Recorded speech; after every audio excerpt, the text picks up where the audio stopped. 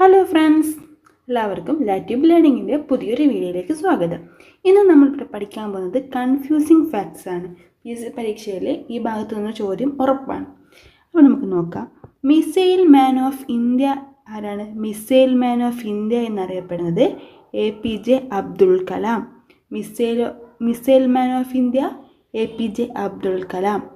Missile woman of India Tessy Thomas. Missile woman of India Tessy Thomas. BrahMos man of India ആരാണ്? ശിവതാണുപിള്ള.